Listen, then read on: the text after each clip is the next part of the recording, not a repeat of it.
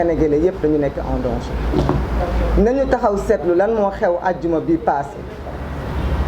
àjjuma bi passé président Macky Sall dafa violer constitution sénégalaise en empêchant aux gens de respecter leur droit de manifester mu bañal leen te moom ni ko Cheikh Tidiane waxee léegi mu doon ko exiger en 2011 gàcce weesuwul loolu gàcce weesuwul nga nekk kilifa ci réew jiite ay kilifa diine waaye sa kaddu démb yi ay xale yu ndaw di ko teg mu wute lool ak sa kaddu tey te nag ba tey nga bëgg a taxaw bëgg ñu wax ne ñu nan la woowee kilifa matatoo kilifa googu parce que sa kaddu jaratul dara léegi téléphone yi ñu koy teg sax di ko baar sax yenn yi day bëggee parce que nangootu ko déglu wante itam nañu xool lan moo xew tamit vendredi li xew vendredi mooy dañu tere à des citoyens liberté de circuler Barthélémy Dias ñu tëj ko këram du matin au soir c'est un précédent dangereux lan mooy loolu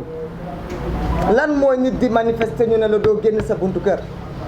waaye encore plus grave pour ñun sénégalais jullit ñu doon ñu tere Ousmane Sonko liberté de culte nga dem jaamu ji sa boroom génn julli te ba tey nag ñu ne ci réewu jullit te nekk te ba tey nit ñi ñu ne duñu wax Macky Sall li muy def ni mënul nekk bu ñu demee ba nga xamante ne nag ci réew nee nañu opposition bii toog nii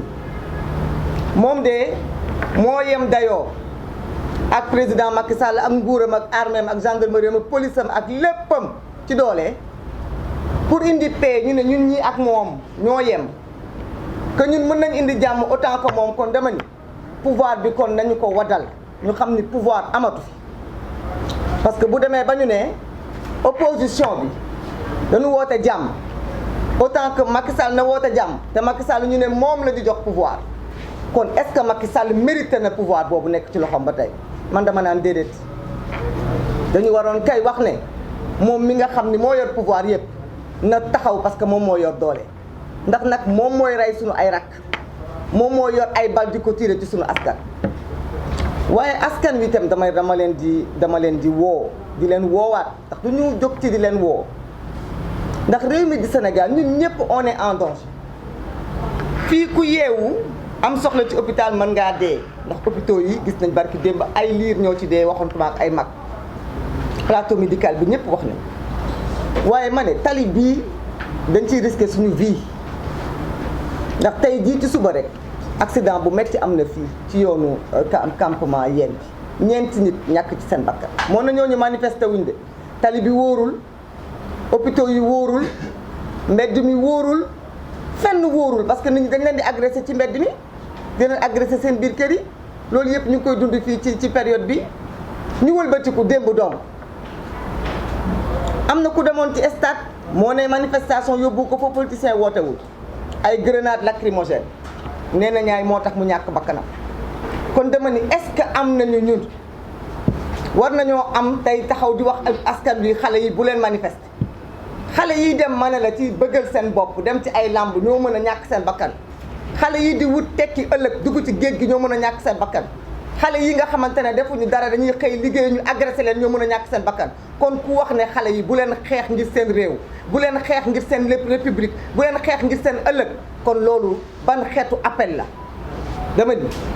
dee ngir xeexal sa askan dafa ëpp dafa ëpp foofu tuyaaba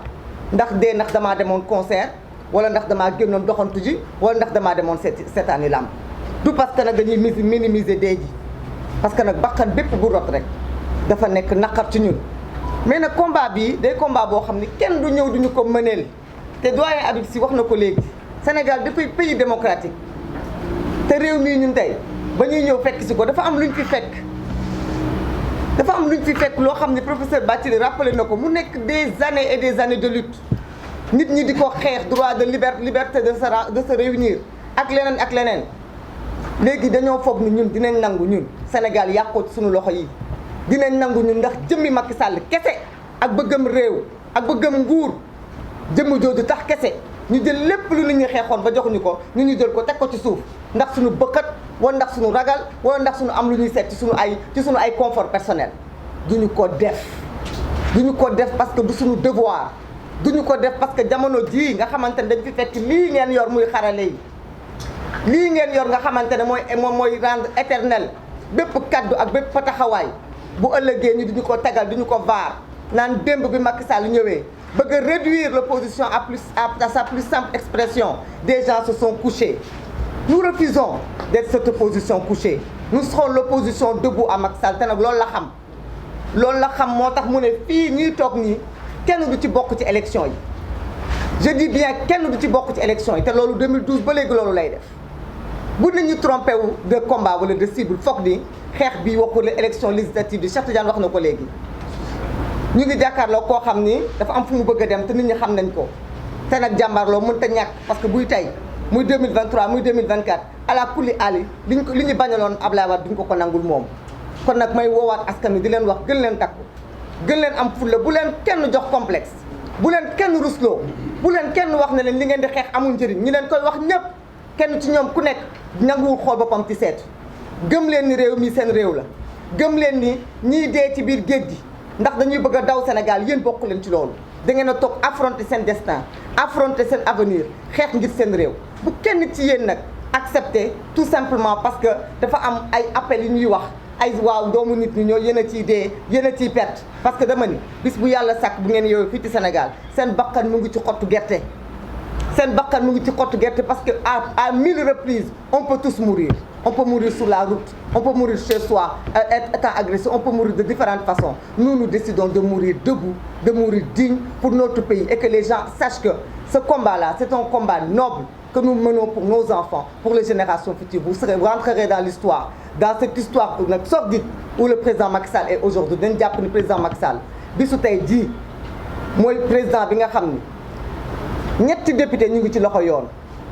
ci magistère am ñetti député ñu ngi ci loxo yoon ci magistère am pendant que ñaari député mi defoon luubal barki démba liberté provisoire la ñu am ñaari maire ñu ngi ci loxo yoon ci régime président Macky Sall ak nag 200 otages des otages politiques des patriotes debout de ces gens-là seront libérés d'une façon ou d'une autre. may wax nag ne dafa am loo xam dañu ne arrêté Ousmane Ngom la président Macky Sall moo ko teg suñu kanam boobu ba léegi tey nag nee na dafa téye Déthié Fall téye ko ci loxo yoon te tegu ko fenn téye Mame Diarra Fam ci loxo yoon te tegu ko fenn na xam ne violation arrêté Ousmane Ngom boobu moom mooy le principal coupable parce que nag on ira vers ces otages politiques là pour les soutenir et ces otages politiques là coûte que coûte seront libérés donc nous irons même au palais s'il le faut et au centre-ville parce que là où ils seront nous serons parce que nous menons le même combat et nous sommes du même bord je vous remercie. bu ngeen xoolee tey ni ñu toogee ngeen xam ne am na jàmbaar joo xam ne manqué nañu muy suñu rak suñu xarit suñu doomu ndey Déthié Fall nga xam ne fii ñuy daje toujours moom mooy siège u parti mais loolu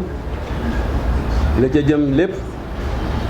ñi war a ñëw après man danañ ko wax ngeen dégg ko yéen may ma tey Ousmane Khalifa dama bëgg wax ak le président Macky Sall damay dindi mbubbu président ndaxte magam la ma wax ak moom tuuti mu dégg te yaakaar naa ne mën naa wax ak moom ndaxte li ma njort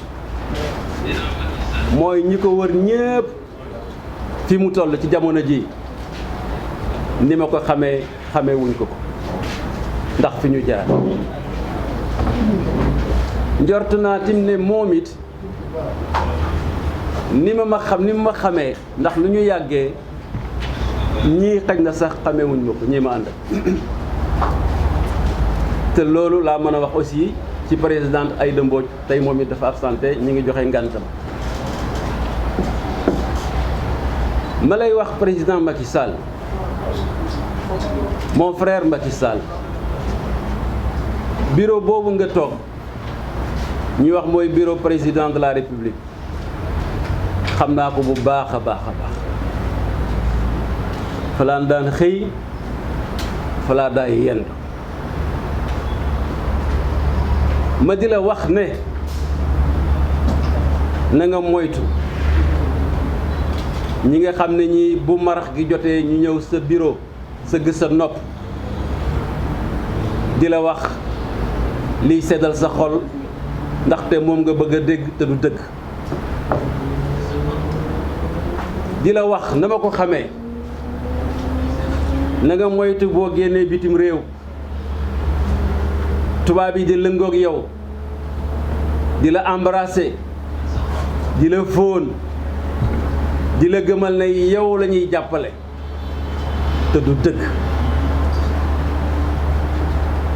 li am solo fa nga toog mooy sa peuple embrassé la di la xamal ne bureau boobu nga nekk yow Macky Sall mon frère ñetti feebar nga fa buñ la dalee rek xamal ne musiba jot na la feebar bi ci njëkk mooy sa nopp yi la yàlla may nga dem ba toll foo xam ne fii bëggatoo cee dégg lu may lu la neex muy benn ñaareel ba feebar la te foofu nga toog mooy boo demee ba nangootuloo boo waxee ñu weddi la te mel na ne feebar boobu dal na la ñetteel ba et c'est très dangereux mooy boo demee ba yaakaar ne réew mi ku la song nga daan ko parce que yaa moom ñëpp yaa mën ñëpp faut faire très attention xam nañ nu mu demee Sénégal du peuple boo xam ne dañu koy noot il faut nga xam sa réew Macky Sall ni mu tëddee sénégalais peuple bi xel lañ koy yoree moo xam ne mii kaddu daf cay duy di sotti ci peuple bi muy kaddu dëgg ak kaddu pas-pas kenn mënu koo noot buur yi fi nekkoon jéem nañ mënuñoo noot le peuple sénégalais impossible boo weddee demal Kajoor nga laaj Daaw Demba Damel du Kajoor ba mu ne woon kenn dootu fa lekk cere ju ñu siimee ndoxum xorom bëgg a tekki ndombal tànk yi ca Kocc Barma laaj ko la ko fa fekk ñi nga xam ne ñoo doon ñëw di jël suñu maam yi di leen yóbbu di leen jaay mënuñu ko woon boo weddee nga laaj tubaab yi Antilles Martinique dem nañ ba ne bu leen kenn yónnee di sénégalais wala wolof parce que wolof pour ñoom moo doon sénégalais colonisateur bi ñëwoon fii Sénégal jéem na ko mënu ko Macky c'est pas possible boo weddee laajal Faidherbe ak Pinet-Laprade ba ñu songee Siin lu ñu mujjee ce peuple là on les tue mais on les déshonore pas ñi la jiitu président de la République du Sénégal jéem nañ ko mënuñu ko bul sonn boo weddee laajal Léopold Sédar Senghor mai 1968 ak la ka ca fekk boo weddee laajal président Abdou Diouf 1988 lu ko ca fekk boo weddee laajal suñu bàyyi le président Abdoulaye Wade ak ñun ñii le 23 juin lan moo ko ca fekk kon ma bëgg nga xam ne li nga bëgg di pexe di noot peuple bi et particulièrement notre coalition Yewwi Askan Wi ce n'est pas possible Macky ma bëgg nga ressaisir xam li mën a am ci réew mi ak li fi mënul am ñii danañ ci dellusiwaat bayil Déthié Fall bayil Déthié Fall da ngay sonal sa bopp wax nañ ko démb bi ñu demee seeti magam bi mu ne Déthié fañ ko tëj dañ koo defal cellule boo xam ne dafa am climatiseur mais ba mu fa nekkee ba léegi taalut climatiseur ñu ne ko lu tax taaluloo ko Déthié mu ne dama bëgg entraîner sama yaram ndax fu métti fa nga xam ne moom laa njort moom ngeen fa bëgg a jëmee te ñii ñëpp noonu la ñu mel bu jaree dee danañ dee quelles que soient les calomnies d'ailleurs yi ngay dégg dans la presse et qui sont fausses. Vous ne pouvez pas, je vous parle en tant que frère. moo tax ma bëgg nga dellusi sa xel Macky Sall ni ngay dellusee sa xel mooy nga bàyyi leen Mame Diarra Ahmed Aïdara les autres te suñu problème liste bii nga xam ne li ci am lépp yaa ko sokke na nga ko defee ak sa conseil constitutionnel xam nga ni ngay def ba régler ko ma bëgg en tant que ton frère je parle pas au président de la République li Sénégalais yi bëgg nga def ko mooy nga taxaw solennellement wax ne doo dem candidature 3e candidature président de la République fii ci Sénégal mën nga ko ma bëgg tim lii nga xam ne mooy conseil constitutionnel ci li ma lay digal wala fi ñooy wax saafara bu naree jur jàngoro dañ koy bàyyi conseil constitutionnel boo xam ne bii jubul jàmm la jubul jàmm il faut le dissoudre parce que mosu indi benn solution ci Sénégal lu ma ay difficulté taal réew mi vous n'en avez pas besoin donc ma di la xamal ne Sénégal dëkku cosaan la te lépp li ma lay wax fii li xam ne day defar réew mag ñi dañ koo defoon ma nettali ci benn rek ci Jolof gi nga xam ne moom laa xam te Jolof mooy Sénégal vers les années 1700 fin année 1700 1800 dafa am benn buur ba Jolof bu ñu tuddee Mbaa Kompas mu reñe fa lu am fanweeri at ak lóob mu toog ba jamono benn doomu rakkam ñu koy wax Mbaa Buri Mbaari ñëw attaqué ko pour jël nguur gi ba mu ko attaqué Mbaa Kompas jàpp ko def ko prisonnier denc ko ba ci ëllëg sa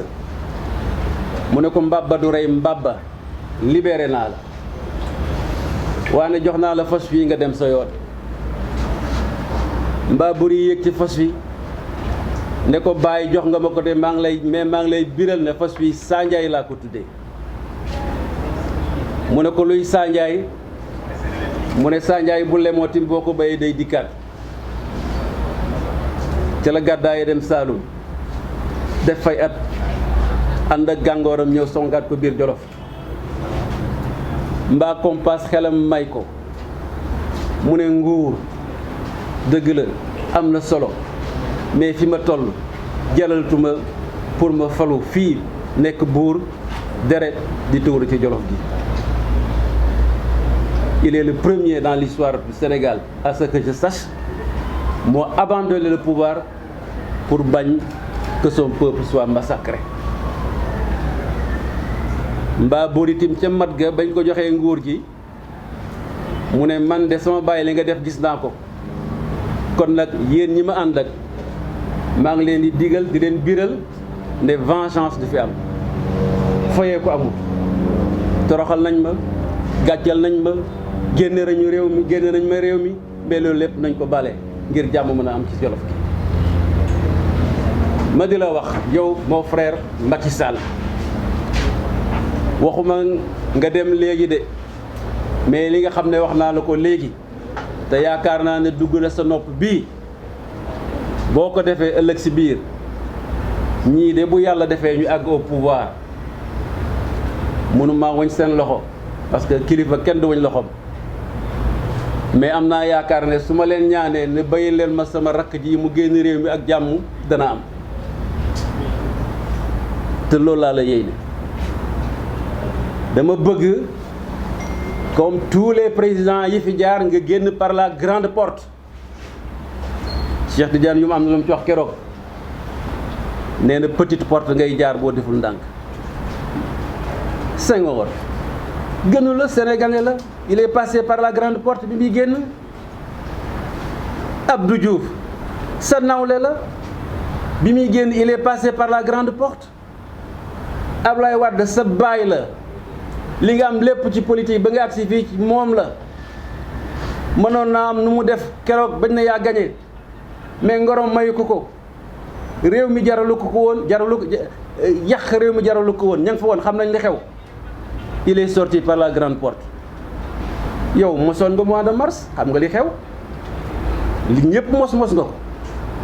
te république bi boo defal naa ko mi ngi ñëw moo plus ce sera plus grave. li ma lay bëgg li souhaiter en tant que ton frère Macky Sall mooy que sa mbokk yooyu sa nawla yooyu nu ñu génnee par la grande porte yow it suba nga génn par la grande porte de ce pays. loolu mooy message bi nga xam ne bëggoon naa la ko wax te yaakaar naa ne na nga ko dégg li ma wax sànq nag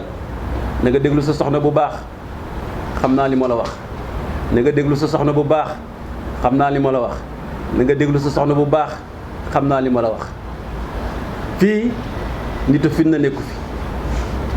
ay nit ñu tooñ doo nga fi nekk kii dañ koo tooñ kii dañ koo tooñ kii dañ koo tooñ. man sax léegi ñu ngi may tooñ dama giiñal lu nekk di wax ju bon ju nekk ñu amul solo dama wax ne bu ma déggee lu bon ñu wax ma ko ma ne li Ousmane Sonko koy daj de ak li Khalifa Sall daj fa nii man kon nañ sotti rek amul benn solo mais la vérité finira par triompher. Voilà le message que je voudrais te lancer mon jeune frère Macky Sall en croyant que tu m'auras bien entendu. gannaaw ba ma nuyoo leaderu Yewwi Askan Wi yi toog fii ci taabal ji nuyu mbokki Sénégal yépp yi ci biir réew mi ak yi ci bitim réew di leen massawu di leen jaal. vendredi bii ñu jógee mu di ajjuma ñetti bakkan daanu nañu doyen Habib wax na ko Khalifa wax na ko ñetti bakkan des morts de plus et des morts de trop ñu koy ñaawlu di ko mettitlu ñetti bakkan yooyu ñëw fekk ci fukki bakkan ak ñett yoo xam ni daaw 2021 diggante février ak mars daanu nañu fii ci biir Sénégal mu di mars daaw ak juin ren fukki bakkan ak juróom benn yoo xam ne ñi ci ëpp ci ñoom bi ñuy génn ñu drapeau national la ñu yor di xeex ngir démocratie di xeex ngir liberté di xeex ngir droit de l'homme. président Macky Sall bureau ba mu nekk te doyen Habib wax ko fauteuil ba mu toog mën nañu jàpp ni tey fauteuil bi tegu na ci fukki bàmmeel ak juróom benn lu metti la ci wax ko lu tiis la ci wax ko waaye toog ci fauteuil boobu ak bànneexam ak tawféexam ak bëgg-bëggam jàpp nañu ni tey fukki bakkan ak juróom benn ci ay ndaw yu waroon nekkal seen réew yu waroon màgg ci réew mi yu waroon tekkee ci réew mi joxaat Sénégal la mu leen jox jaar ko topp ci tànku maam yi ak baay yi ñooñu ñëpp tëral nañu leen. loolu nag mooy pouvoir bu sanguinaire Khalifa wax na ko réew mi judduwul 2012 waaye boo déggee li fi daanu diggante 2012 ak léegi boo koy gam-gamle ak li fi amoon depuis 1960 xëy na du sore yoo ci durée bu gàtte noonu wax ji nag mën naa bañ a gudd ndax tollootuñu sax ci jamono yu wax jëf rek moo des jëf ci responsabilité jëf ci engagement jëf ngir Sénégal ak drapeau wu Sénégal ñii nga xam ne daanu nañu ça ne restera pas impuni danañ ci taxaw danañu ci jëf fii ci biir réew mi ak bitim réew moo tax danañuy yëkkati ay dogal ak ay jëf pour justice fii saisir juridiction yi nga xam ne ñoo ne ci réew mi naam sax naam sax Macky Sall tey salfaañe na justice yàq na ko yàq goo xam ni toroxal na ko corrompre na ñenn ñi ba loo fa yóbbu itam mën naa am du antu ndax nu mu yàq justice tey waaye dinañ ci def li ñu war a def ñun ndax mooy suñu taxawaay te ñuy profiter di ñaan ña nga xam ne ñu ngi ci biir justice bi di ay patriotes di ay citoyens di ay républicains bëgg Sénégal te bu leen ko yoon mayoon wala ñu mën ko danañu génn sax ci mbedd mi te am na sax ñu koy def ñoom ci ñoom anonymement ñuy ñaan ñooñu ñu taxaw ci lii ñoom itam xeex bi ca biir ak ci biti donc lépp lu mu laaj ci wàllu justice ci wàllu enquête ak topp leen danañ ko def ngir sénégalais yi ñuy boom ñu bàyyi ko ndax kenn dootu ko nangu. ñaareel bi nga xam ne danañ ko yëkkati moo di président Macky Sall tey amatul kuy laam-laamee ci réew mi ak bitim réew ni 3e mandat la dëgmal dafa doon wax nii wii nii non ku wax ci biir camp mu dàq la tey jéego yi mu teg ci biir réew mi ak bitim réew wane na ni amatul dara lu mu ci mën a nëbb ca loolu la dëgmal jëm ca waaye dinañ ko wan ni ñu ñoo ko ëppale pexe fuuf bitim réew ndax jiitu nañ ko fa ba pare danañu jóg ci du mu gën a gaawee dem foofu ñuy wax Haut Commissariat aux droits de l'homme bu Nations Unies jébbal leen bataaxal boo xam ne bind nañ ko ba noppi te bataaxal bi li ci am solo te ngeen war koo xam mooy dañu jël bataaxal boo xam ni moom moo ko bindoon 2011 1er février 2011 yónnee ko ki nekkoon Haut Commissaire des droits de l'homme bu Nations Unies bu tudd Navi Pillay moom Macky Sall nekkoon président APR nekk candidat ni fii ci réew mii di Sénégal président ba boom na fi ay nit ngir 3e mandat di woo Nations Unies pour mu taxaw ci interpeller Sénégal daan ko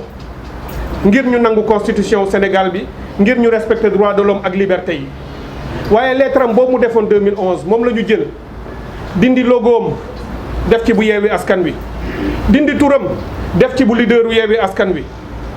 changer date bi la ca des lépp benn la nombre de morts yi rek mooy ñett yi nga xam ne dugal nañ ko te moom moo leen boom pour won leen ni la mu doon jéem a xeex fukki at ca gannaaw te gëmu ko tey jii yooyu moyen lay utiliser contre le peuple sénégalais donc danañ ko def foofu. danañu saisir aussi Cour pénale internationale ndax li tax ñu koy def mooy dañuy gàttandu lu ñëwagul